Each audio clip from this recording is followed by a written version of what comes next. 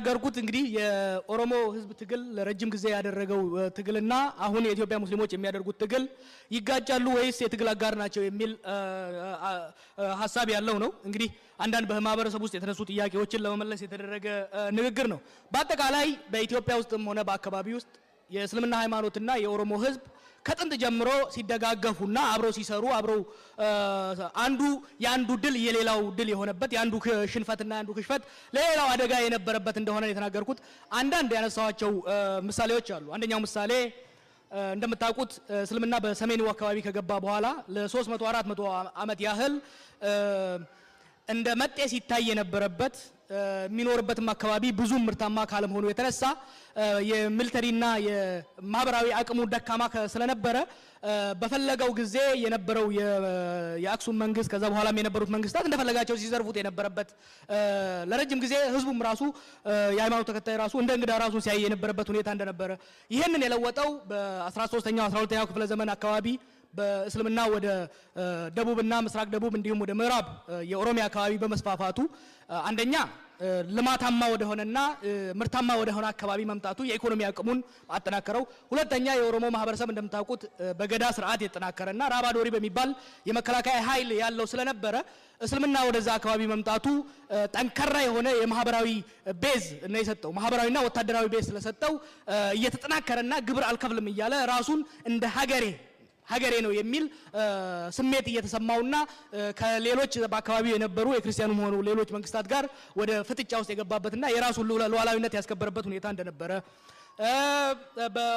በ16ኛው ክፍለ ዘመን በተደረገው በክርስቲያኑና በክርስቲያን መንግስት ወይም ደግሞ በአቢሲኒያ መንግስትና በሱልጣኔት በአደል ሱልጣኔት መካከል በተደረገው ግጭት ውስጥ ፖርቹጊዞች መጥተው ከዛ አካባቢ እስልምናን ጠራርገው ለማውጣት የነበራቸውን እድል ያስቀረው የኦሮሞ በስፋት ወደዛ አካባቢ መንቀሳቀስና ያለው የራባዶሪ የጦር ራባዶሪ እንግዲህ የኦሮሞ መከላከያ ኃይል ነው የመከላከያ ኃይሉ ነው። ያ የመከላከያ ኃይል ወደዛ አካባቢ በመምጣት በመሐከል ላይ መጣ። ወደ ሁለት ተከፍሎ ሄደው አንደኛው ወደ ምስራቅ በመሄድ የእስልምና ታሪካዊ ከተማ የሆነችውን ሐረርን ፎርቲፋይድ በማድረግ በኡለማዎቹና በራባዶሪ በጋዳ አመራሩ መካከል በተደረገ ስምምነት መሰረት አካባቢውን እዛ አካባቢ ያሉት ሙስሊሞች ሃይማኖታቸውን በነፃ እንዲከታተሉ ሆኖም ግን ከማንኛውም በኩል የሚመጣውን ጥቃት የኦሮሞው እንዲከላከልላቸው በማድረግ እስከ ጨለንቆ ጦርነት ድረስ ይሄ አግሪመንት በመቀጠሉ በሐረር ውስጥ አሁን ያሉት አብዛኞቹ ሙዚየሞችና አብዛኞቹ መጻሕፍት ተከብረው የቆዩት በሐረሪዎች ጥንካሬ ብቻ አይደለም፣ የኦሮሞ ራባዶሪ ዲፌንድ ስላደረጋቸው ነው ለረጅም ጊዜ። ይሄም በዛ አካባቢ መጠቀስ ያለበት ነው። ወደ ሰሜን የሄደውና ወደ ጎንደር የሄደው የኦሮሞ ኃይል በጎንደር ሄዶ እዛ አካባቢ ያለው የአቢሲኒያ ኃይል ተጠናክሮ እንዳይመጣ በቁጥጥሩ ስር በማድረግ በዘመነ መሳፍንት ዘመን ጠንካራ የሆነ ኢንፍሉዌንስ ስለነበረው እስልምና እንዲስፋፋና እንዲጠናከር ሚና እንደነበረው ይሄንን ምለው ምንድነው እዛ አካባቢ የኦሮሞ ኃይል የኦሮሞ ማህበራዊና ፖለቲካዊ ኃይል ለእስልምና መጠናከርና መስፋፋት ሚና እንደነበረው ማሳየት ያስፈልጋል። ኦሮሞ በተነካ ቁጥር እስልምና ይነካል፣ እስልምና በተነካ ቁጥር ኦሮሞም ይነካል የሚል ያነሳውት አለ። ለምሳሌ በዮሐንስና ከዛ በኋላም በቴዎድሮስ በዮሐንስ በሚኒልክም የተደረጉ ጦርነቶች ስታያቸው ዋናው ዓላማ የኦሮሞን ፖለቲካዊና ማህበራዊ ኃይል ሰብሮ አካባቢውን በቁጥጥር ስር ማድረግ ነበር። ሆኖም ግን አብዛኛው ኦሮሞ በዛ ጊዜ እስልምና ስለወሰደ ኦሮሞን ለመምታት የግድ እስልምና መምታት ነበረበት። እስልምና ለመምታትም የግድ ኦሮሞን መምታት ግዴታ ነበረበት። የኦሮሞ ድሎች ደግሞ የሙስሊሞች ድል ናቸው ብያለሁ። እነዚህ አንድ ሁለት ምሳሌዎች አንሰጥቻለሁ። አንደኛው ምሳሌ ምንድነው? ለምሳሌ ኃይለ ሥላሴን ከገለበጡት የህዝብ እንቅስቃሴዎች ውስጥ የኦሮሞ ገበሬዎች እንቅስቃሴ መጠቀስ አለበት። በራያ አካባቢ በወሎ የየጁ ኦሮሞዎች ከ1928 አንስተው እስከ 1943 አሁን ወያኔ አንድ ብለው የሚጠራውን እንቅስቃሴ ያደረጉት የኦሮሞ ሙስሊሞች ናቸው። በዛ አካባቢ እነዚህ ያደረጉት እንግሊዞች በመርዝ መጥተው የጨፈጨፉት ማህበረሰብ ከዛም በኋላም በባሌ አካባቢ በሐረርጌ አካባቢ በአርሲ አካባቢ የተደረገው የኦሮሞ ህዝብ እንቅስቃሴ የንጉሱ ወንበር አንቀጥቅጦ ከስልጣን ላይ ሲወረውረው ምን ተፈጠረ? መጀመሪያ በኢትዮጵያ የሚኖሩ ሙስሊሞች ሲባል የነበረው የኢትዮጵያ ሙስሊሞች ሆኑ ማለት ነው። የኦሮሞ ድል ለሙስሊሙ ድል የሆነበት ሁኔታ ነው ያለው። ከዛ በኋላ በ17ቱ ጦር በደርግ ዘመን ጊዜ በእስልምና ላይ የነበረውን መታፈን ከማስወገድም በልጦ ፌዴራሊዝምና የብሔሮች እኩልነት እዛ አካባቢ እንዲመጣ ያደረገው ትልቁ የኦሮሞን ኃይል መፍራት ነው። የኦሮሞ ወታደራዊ ኃይል ትልቅ ስለሆነ አይደለም። ኦሮሞ በጣም ሰፊ ስለሆነ ያነሳቸውን ዋና ዋና ጥያቄዎች ሳይመልስ ማንኛውም መንግስት ስልጣን መያዝ እንደማይችል ወያኔና መለስ ዜናዊ በጣም የተረዱት ነበር። ስለዚህ ፌደራሊዝምን ራስን በራስ የመስተዳደር በቋንቋ መጠቀም ማምጣት በዛ አካባቢ እስልምና እንዲስፋፋ ሙስሊሞች እንዲጠናከሩ አደረጉ። ከዚህ ውስጥ አንዱ ምንድነው ፌደራሊዝም ሲመጣ እንደምታውቁት ብዙ ጊዜ ሙስሊሞች ወደ ንግድ እንጂ ወደ ፖለቲካ አይመጡም። ፖለቲካ ወይ አይጠራቸውም፣ እነሱም ሄደው በራ አንኳኩም ነበር። ፌደራሊዝም ሲመጣና ኦሮሞ ራሱን በራሱ ማስተዳደር ሲጀምር ብዙ ሙስሊሞች ወደ ፖለቲካ የገቡት ዛሬ የምታውቋቸው እንደነ መኮንን እና ሙክታሮች እዛ ደጁም ሊደርሱ አይችሉም ነበር ኦሮሞ ተጠናክሮ እዛ አካባቢ ባይመጣ። ይሄ ስለዚህ የኦሮሞ ህዝብ ትግል ለእስልምና መጠናከር ወሳኝ መሆኑን በተለይ ሌሎች መገንዘብ አለባችሁ። በጣም ወሳኝ ነው። የኦሮሞ ህዝብ እዛ አካባቢ እስካልተጠናከረ ድረስ ብዙም ነው ሄድ አይቻልም።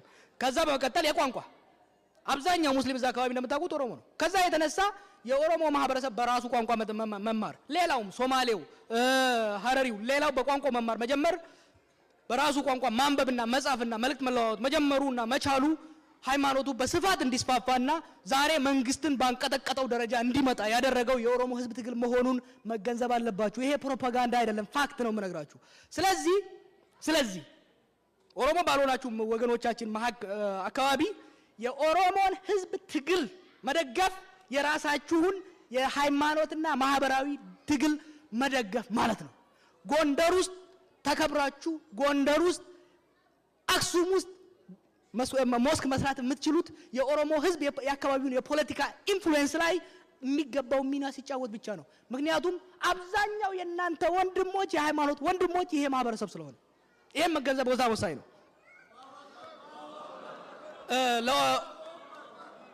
ለኦሮሞዎች የምለው ምንድነው እኔ ስለ እስልምና ብዙ መናገር የጀመርኩት ከጎንደር የመጣ ጓደኛን ስላገኘው። እኔ ባለውበት 99% ሙስሊም ነው። ስለዚህ ማንም ሰው ደፍሮ ቀና አይልም፣ በሜንጫ አንገቱን ነው የምንለው። ጎንደር ውስጥ ግን የነበረውን ችግር ይሄ ጓደኛዬ ሲነግረኝ ይሄ መለወጥ አለበት ነው። ስለዚህ እናንተ ኦሮሞዎች የራሳችሁን መብት ስታስከብሩ፣ የራሳችሁን ማንነት ስታስከብሩ፣ የፖለቲካ ስልጣንን በእጃችሁ ስታስገቡና የአካባቢውን ደህንነት ኢኮኖሚያዊና ፖለቲካዊ ሂደት ኢንፍሉዌንስ ማድረግ ስትጀምሩ ጎንደር ያለው የሃይማኖት ወንድማችሁ ይከበራል፣ ትግራይ ያለው የሃይማኖት ወንድማችሁ ይከበራል። እናንተ ኦሮሚያ ውስጥ ደካማ ሆናችሁ ልፍስፍን ሆናችሁ ተከፋፍላችሁ ተዳክማችሁ የእናንተ መሬት ህንድ እየቸበቸበው የሚኖር ከሆነ እናንተ ብቻ አይደለም የምትናቁት፣ ከእናንተ ጋር የሃይማኖት የሚጋራው ሶማሊያ ያለው ጅቡቲ ያለው ሁሉም ይናቃል። ሃይማኖታችሁን ማስከበር የምትችሉት እንደ ሙስሊምና እስላም እዛ አካባቢ መከበር የምትችሉት ይሄንን ህዝብን ለመከፋፈል አይደለም። የአካባቢው ፖለቲካ በብሔር የተከፋፈለ ነው።